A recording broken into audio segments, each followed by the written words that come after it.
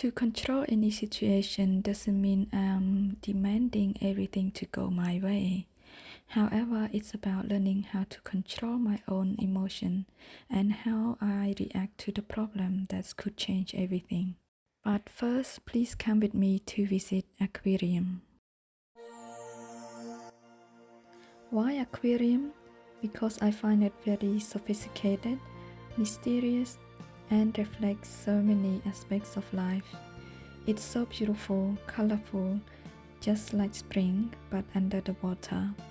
The study said the first existence of a fish was about 500 million years ago, even before the dinosaur. If the species has been exist that long, maybe we can learn something from the fish, don't you think? When we were there, we so enjoyed looking at the fishes, especially my little daughter. We saw so many fishes swimming happily, even though there are so many different types of fishes, and some are not friends, but they live together and they take advantage of their surroundings. We almost reached the end of our aquarium journey. That's when I found my inspiration to accompany us in this video. An old boat that was no longer useful became a home of so many fishes. The color, the texture, and how the light reflects on the boat and the coral was so beautiful. I could sit here or stand here watching this scene for ages if we don't have to keep moving. Just like so many artists, I learned from the master. Pablo Picasso said that learn the rule like a pro, so you can break them like an artist. But how do we know when to break the rules? To me, I believe that learning the rule and follow them from the very beginning of my art journey is very important.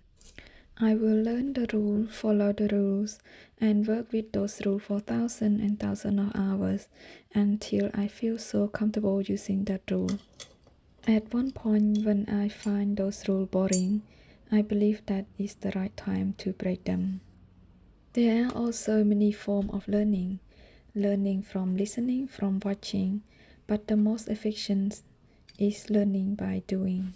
Even though I have heard about how stone-hang watercolor paper couldn't handle masking fluid, I totally forgot about it when I started my practice painting, and here is the result.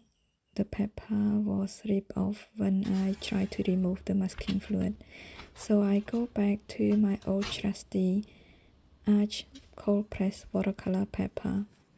Instead of getting frustrated, stressed, or blaming myself, why didn't I remember what other artists have said about stone-hang paper? I understand and accept the mistake and go straight to my solution. By allowing myself to make mistakes and learn from it, help me to control the situations and also remember for a long time and won't make the same mistake again. Another advantage is I get through my second practice painting smoother. My second sketch looks better than the first one. The boat was more on an angle, which was more interesting. I also get the value of the background correctly in just one go. Comparing to the first practice painting, when I have to paint the second layer to get the right value. We can't avoid mistakes all the time, but we can learn how to handle the situation or control our emotion when we make mistakes. Embrace those mistakes and move on.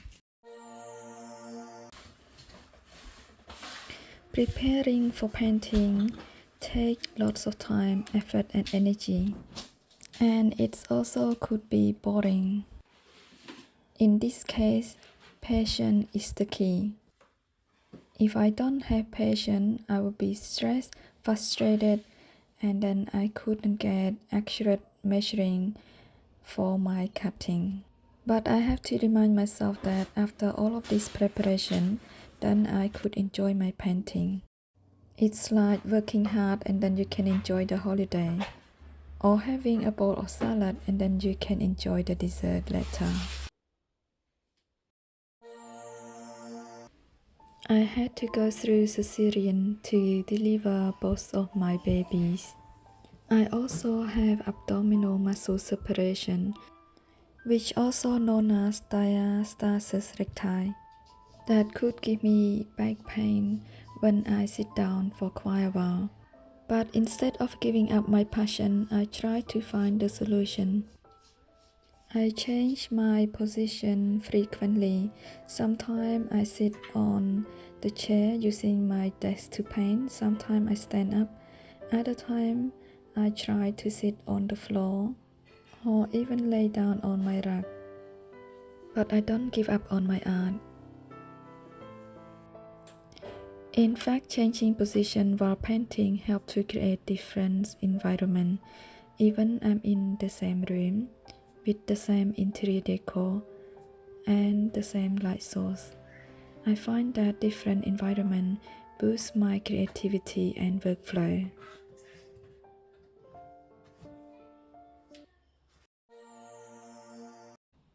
Before, I used to get so stressed and frustrated when my kids are fighting, being naughty or disobey. But when I listened to the Buddhism theory, the Buddha mentioned that if we don't translate any language that hits our ears, then it's just a sound. I try to apply that to my everyday life, not just for parenting. So when my kids fighting or cry, I don't get stressed or frustrated or yell at them. Instead, I stay calm and talk to them nicely with respect. But I understand that my kids need my help and their cry is just a sound. Then I don't get stressed and I could reach out and help them. When we get stressed or angry, we are in a place of opposite to intelligence. That's when we lost our control, say the thing we don't mean to say, which always lead any situation into chaos. Since this is the art vlog, let me share with you how I transform chaos into order. I give detail to the clownfish as much as I could, even though it's so tiny, because it's the main focal point of my painting. I simplify other fishes, even though it has more complexity than the clownfish. Another example is I simplify the coral by using salt to create texture, instead of trying to paint everything I see. In life, anything at any time could transform from beautiful into painful, from order into chaos. We have no control of that. What we can control is our mind. We can train our mind to transform chaos into order. But the question is, how do we train our mind? This question brings us back to those points I mentioned earlier. Embrace the mistake, be patient, stay calm, and come up with problem solving. Then we can turn any chaos into order. Well, at least to some extent, if not 100%.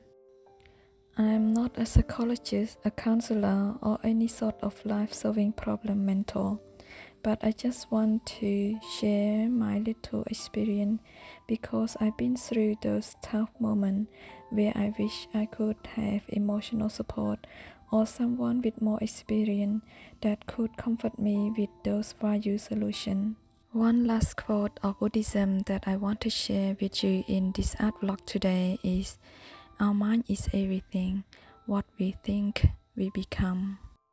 So no matter what life throws at you, please know that you are in control.